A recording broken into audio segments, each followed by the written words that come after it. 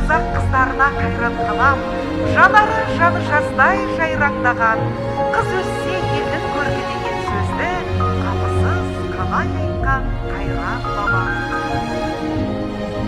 Алдымен армысыздар дейміз баршаңызға. Амандасып саулықта бар қалыңызға.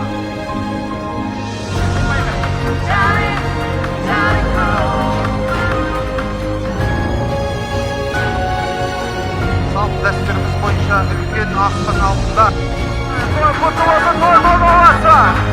Ағаларымыз, әкелеріміз молодцы!